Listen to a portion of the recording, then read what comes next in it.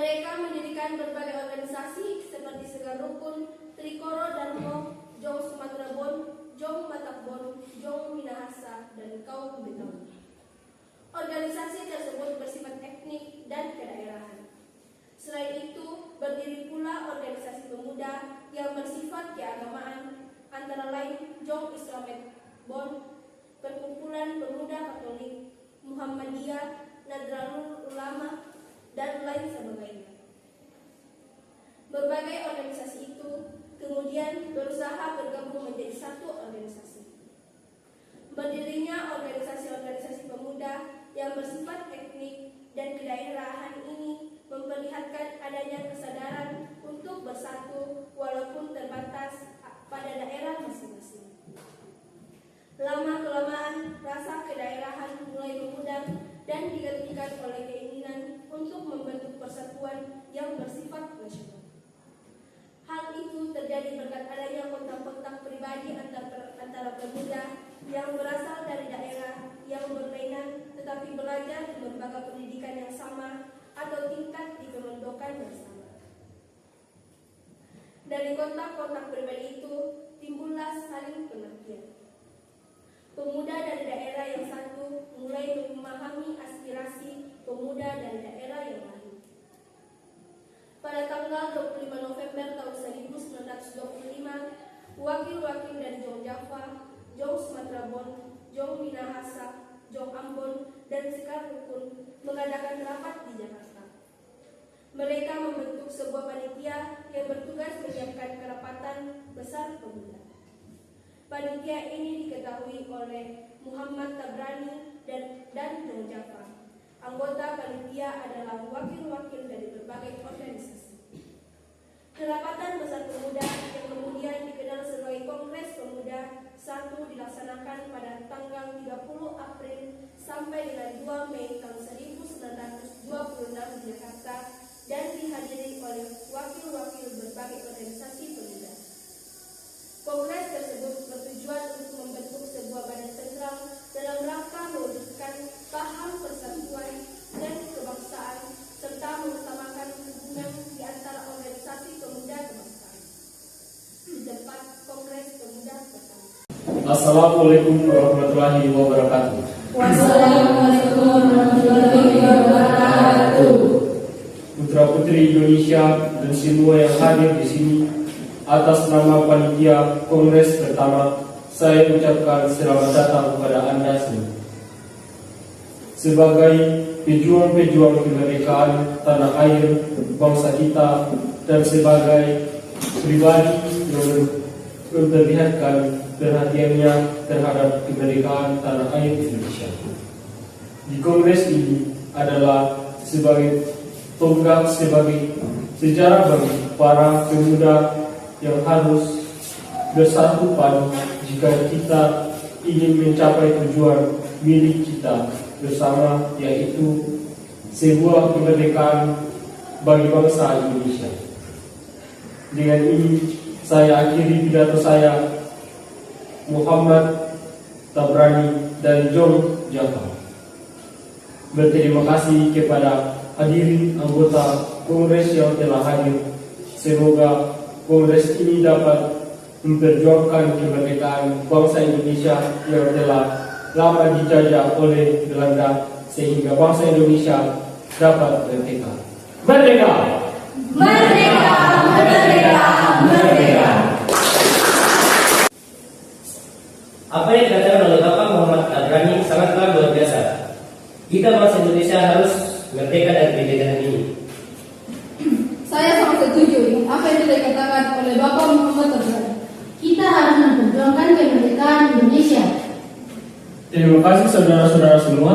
Tujuan diadakannya Kongres ini adalah untuk mewujudkan persatuan dan kesatuan. Pertama-tama kita harus membentuk badan sentral. Benar sekali, Bung. Yang kita butuhkan sekarang adalah sebuah organisasi yang dapat menampung semua aspirasi. Kita akan membentuk pemerintahan dalam bentuk federasi, di mana setiap daerah dapat memajukan daerahnya masing-masing. Bukan seperti itu, Bung. Akan lebih bagus bila pemerintahan pusat dan pemerintahan daerah harus bisa menyatu dalam membangun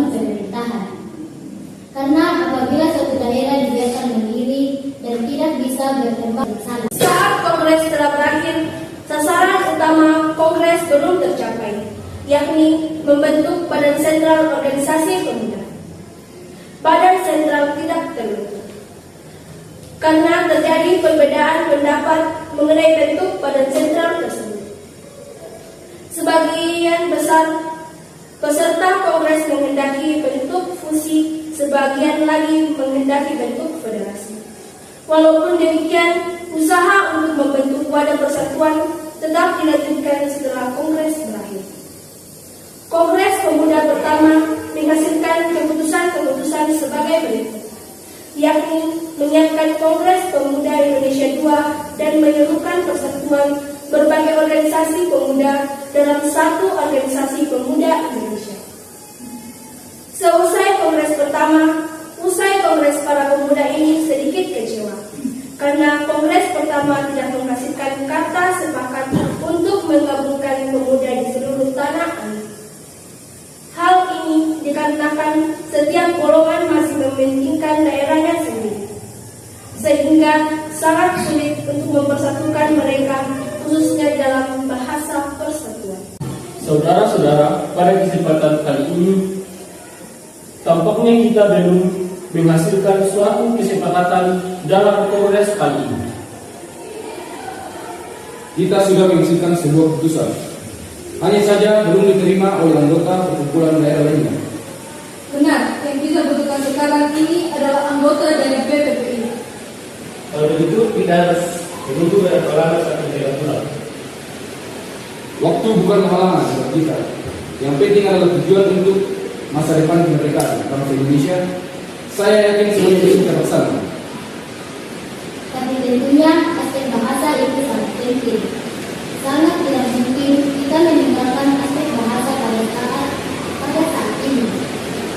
Benar sekali, Bu. Padahal saya yakin bahasa Melayu adalah bahasa yang cocok untuk dijadikan bahasa persatuan. Sudahlah, jangan berpikir seperti itu. Jika tujuan kita yang tercapai, Indonesia harus bisa dalam segala aspek. Kalau begitu, kita lanjutkan pembahasan di kongres kedua nanti. Sehingga kita persiapkan diri untuk kongres kedua nanti. Baiklah, kalau begitu kita akan lanjutkan di kongres kedua di gedung KDB nanti. Keputusan telah kita sepakati. Mari kita bersiapkan untuk kongres kedua nanti. PPI bertujuan memperjuangkan Indonesia merdeka. Untuk itu, para anggota disiapkan menjadi pemimpin rakyat sejati. Cita-cita akan tercapai apabila segala bentuk sifat kedaerahan dihapuskan setelah itu. Mereka segera mungkin menyelesaikan rapat yang diakhiri dengan pembacaan doa bersama. Memasuki tahun 1928, alam politik Indonesia digelarakan oleh semangat persatuan, kebahagiaan, keyakinan berdiri sendiri, dan cita-cita Indonesia merdeka. Dalam suasana seperti itulah, Kongres Pemuda II dipersiapkan dan akhirnya diselenggarakan. Dalam rapat tanggal 12 Agustus tahun 1928, ditunjukkannya panitia penyelenggaraan dan diketuai oleh Soegondo Dewi.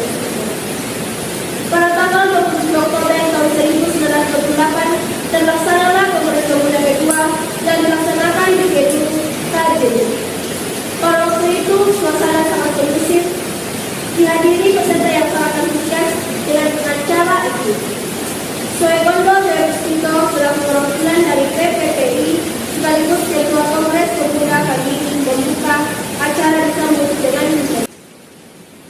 Selamat siang, Assalamualaikum warahmatullahi wabarakatuh. Waalaikumsalam warahmatullahi wabarakatuh. Para hadirin, perkenalkan saya Ketua PPPI Soegondo Dewi. Terima kasih bagi kalian yang telah hadir pada kongres kedua dan ini. Pada kongres pertama, kita masih belum menemukan kata sepakat. Kita merupakan bangsa yang terjajah, bangsa yang ingin merdeka. Kita butuh persatuan dan kesatuan. Tak perlu ada yang ditakutkan. Kita harus melaksanakan kongres kedua kali ini.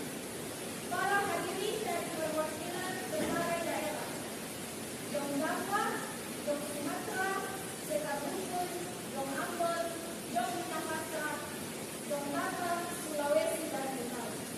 Semuanya harus bersatu untuk kemerdekaan bangsa Indonesia. Sekian, wassalamualaikum warahmatullahi wabarakatuh. Saya setuju bahwa kita harus bersatu demi tercapainya persatuan dan kesatuan sebagai bangsa Indonesia. Beta perwakilan dari Pemuda Provinsi Ambon juga setuju dengan kesatuan ini. Kami dari perwakilan sektor kebun juga setuju.